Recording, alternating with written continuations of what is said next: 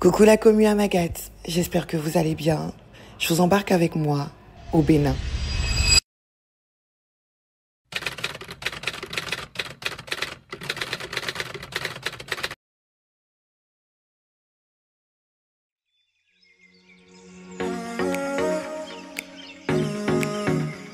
Chaque voyage où je pars, je l'embarque avec moi. C'est un peu comme mon gris-gris, mon porte-bonheur, cette poupée-là. Hélène fait un coucou à la caméra. Hélène, elle fait un coucou à la caméra. À Cotonou, où j'ai posé mes valises il y a quelques jours, puis nous allons monter dans le nord pour la distribution des serviettes hygiéniques. Je me suis donné pour mission donc de filmer tout ce parcours, non seulement pour vous remercier de l'investissement que vous avez eu avec cette cause, mais aussi parce que je me dois de vous montrer l'envers du décor. Allez, c'est parti. 26 ans, une femme et une fille. Elle aura bientôt un an. Donc on va dire ça fait 3-4 ans que vous êtes avec quelqu'un. Okay. Voilà, je suis l'être et je m'engage à un avenir meilleur. Toque pas. C'est quoi? On a dépassé. Nous avons pris la route, observé les paysages. Ça me rappelle profondément la Côte d'Ivoire, mais aussi le Togo, parce que je trouve qu'il y a énormément de similitudes entre tous nos pays. Nous sommes en fait une grande famille, que vous êtes à Abidjan, au Togo ou à Cotonou. Vous avez relativement les mêmes paysages. Il y a juste une seule différence, c'est que la population n'est pas identique. Nous avons roulé, et puis comme d'habitude, la cata. Je vous laisse en image découvrir ce qui s'est passé.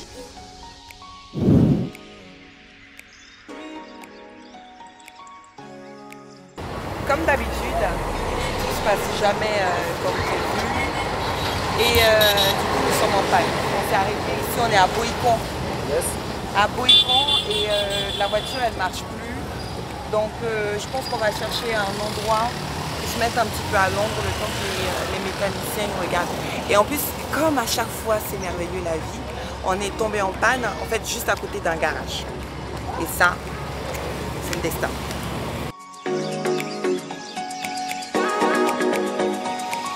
Donc pendant que le garage s'occupe de la voiture, moi je me balade un petit peu tout autour, je regarde un petit peu le paysage, j'échange un petit peu avec les gens parce que c'est fortement ce que j'apprécie dans mes voyages. Donc il y a Jean-Philippe qui est avec moi et du coup qui vous montre un petit peu du pays comme ça.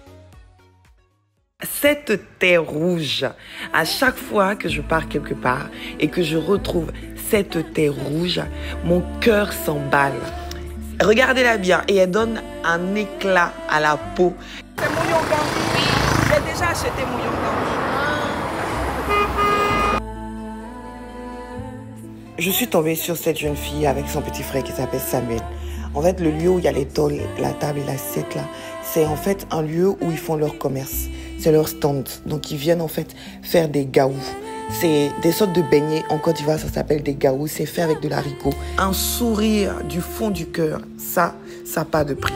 Après tout ça, les mécaniciens, ils ont terminé. Les jeunes, ils sont graves, gentils, très accueillants. 17h, la voiture le maître, s'il vous plaît. Et maintenant, il pleut. Donc allez, ciao, c'est parti, on y go.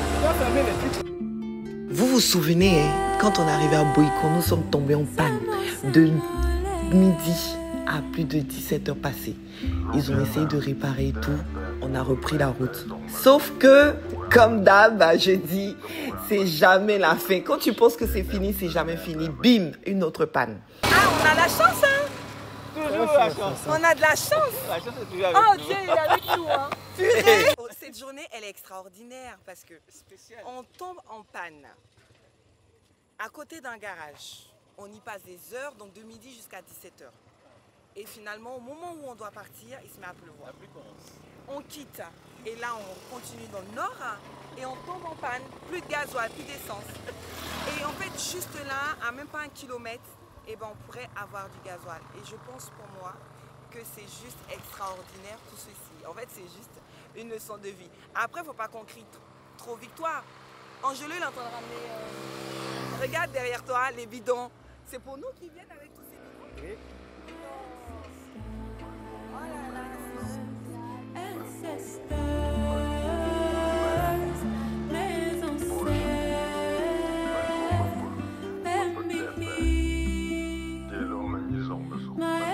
Le but, c'était d'aller distribuer ces serviettes hygiéniques à ces dames. Alors peu importe tout ce qui allait pouvoir nous arriver sur la route, tout ce qu'on allait pouvoir subir, qu'il fallait qu'on marche, qu'on descende tout ça et qu'on traîne ces sacs, on irait.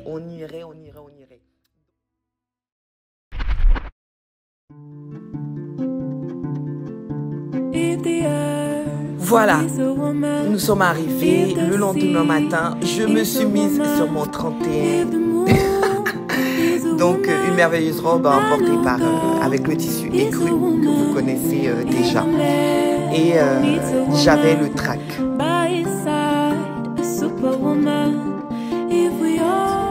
Qu'est-ce que ça dit exactement sur la femme? Bah, que c'est un être merveilleux, la femme. C'est l'être le plus merveilleux au monde. Je ne me sens jamais crédible de parler de la femme. Est-ce que c'est par rapport à mon histoire? Je ne sais pas. Je me dis que je ne suis pas la personne type qui devrait le faire. Une femme, ça se doit d'être respecté. Angelo, si tu ne veux pas trop parler. Les femmes ont des droits qui... Et moi, je trouve qu'en Afrique, le droit de la femme, elle est beaucoup bafoué. La femme n'a pas beaucoup de droits en Afrique, même si c'est partout dans le monde. Mais dans certains pays, ça commence un petit peu à se faire entendre, à évoluer. Mais en Afrique, c'est encore très loin, parce qu'on est encore dans le patriarcat et la femme, si on arrête une personne dans la rue et qu'on lui dit, on lui parle de sa femme. Regarde, hier par exemple, j'échangeais avec le garagiste et il me dit, et si je tape ma femme? J'ai dit, bah t'as pas le droit de la taper. Il me dit, mais et si par pur hasard je tapais ma femme? Et j'ai dit, bah t'iras en prison, parce que t'as pas le droit de la taper, ni une femme, ni un enfant, ni un autre être. Donc quoi qu'il en soit, la femme elle a les mêmes droits que les hommes et également les mêmes devoirs. Tiens, t'as Paé qui t'écrit. Non mais c'est pas moi qu'il faut fumer les hommes là, ce sont eux qui doivent parler des femmes parce qu'ils connaissent mieux. Monsieur, la gloire de Dieu. Oui, je vous écoute. Parlez-nous un peu des droits de la femme. Je n'ai pas grand chose à dire. Faites entendre votre voix. Votre appareil a une gomme. Yes, tout compris. D'accord, ok. La femme, pour moi, c'est un mal nécessaire. Point, c'est fini. Bon, on est arrivé, les filles elles étaient là. Il y a un truc qui m'a un peu chamboulée. C'est quand nous sommes arrivés et qu'elles se sont agenouillées presque et qu'elles ont chanté.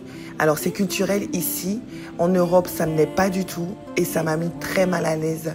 Nous sommes allés dans la salle, les gens ont parlé, les représentants, moi je me suis présentée. Je m'appelle Amandine et aujourd'hui je suis venue pour faire la distribution des serviettes hygiéniques mais qui sont lavables.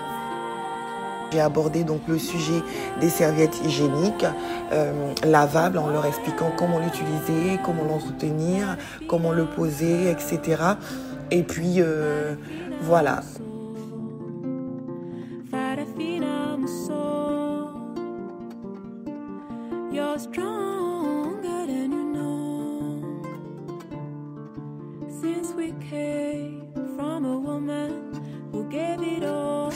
J'ai vu dans ce lieu une parmi tant d'autres qui a une énergie extra, une énergie de conquérante, une énergie de femme brave, une énergie de bombasse atomique malgré sa situation de handicap, mais qui prend la parole devant toutes les autres et qui leur donne de l'affirmation positive. Et ça, je peux vous dire, c'est extra, extra et extra. Ça peut aller.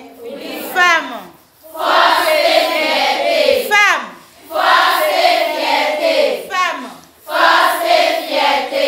Merci beaucoup. Parlez un peu qu'est-ce que la femme, comment la femme doit s'entretenir. Et vous parlez un peu de l'utilisation des serviettes hygiéniques, comment le faire. Et voilà un peu. Également, nous sommes là avec les camarades du Centre des aveugles de Ok. La personne qui bavarde, il va monter en haut, il va monter, descendre 5 fois. Donc voilà un peu. Et quand on dit le sang des aveugles de... Toutes ces femmes l'écoutent avec attention, elles boivent sa parole parce que ce qu'elle leur dit est impactant dans leur vie, dans leur situation. Pour l'inclusion. Quand on dit l'inclusion, c'est quoi? Terre à terre. C'est que si je suis, c'est que je suis là, c'est ça, elle, l'autre, elle est. Ce qu'elle est, c'est ça, tu es. Donc, il n'y a pas de différence. J'espère que vous comprenez un peu.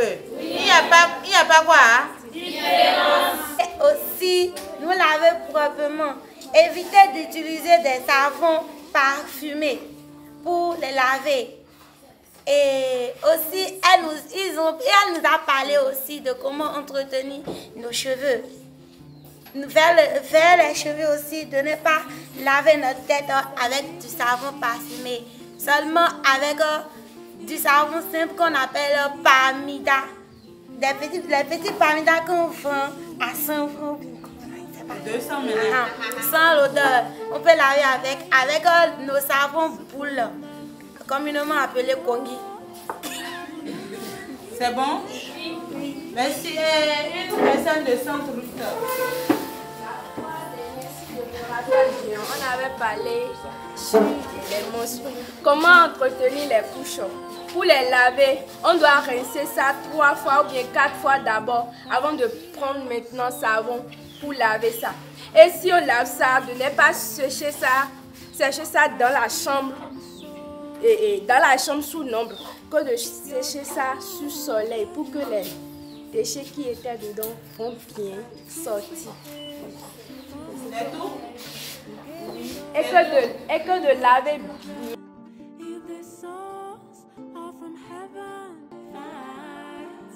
On a déjà dit qu'une femme, ça prend soin de toi.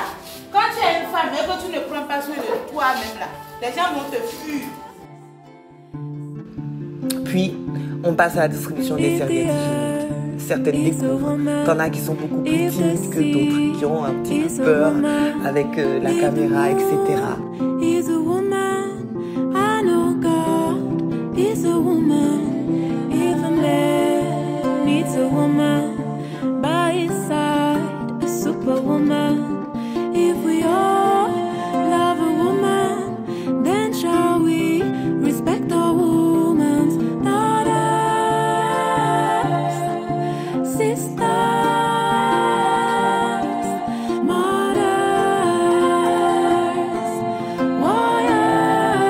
Et puis, elles se mettent à chanter.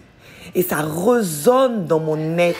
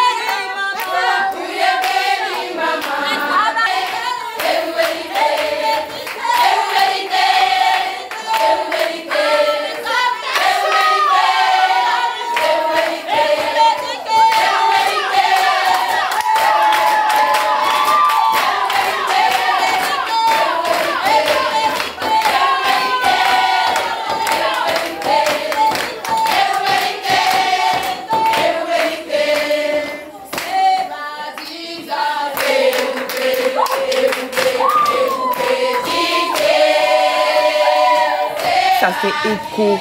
C'est comme si tous ces bruits venaient de l'intérieur de moi. C'est juste merveilleux.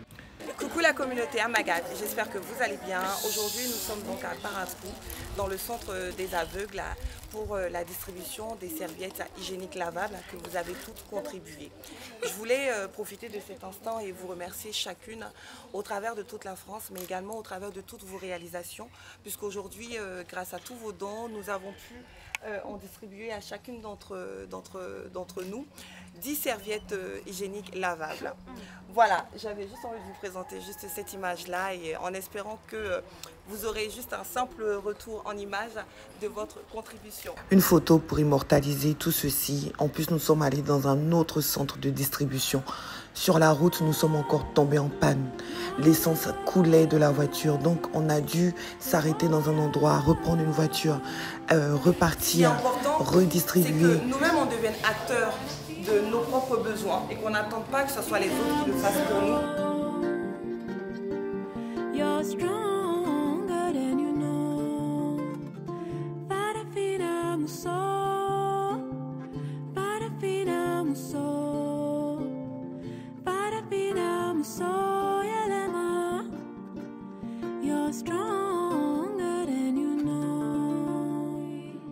J'ai eu la possibilité donc de rencontrer des couturières pour leur expliquer un peu ce que c'était, comment le coudre, les matériaux qu'il fallait pour qu'elles puissent aussi être autonomes ici.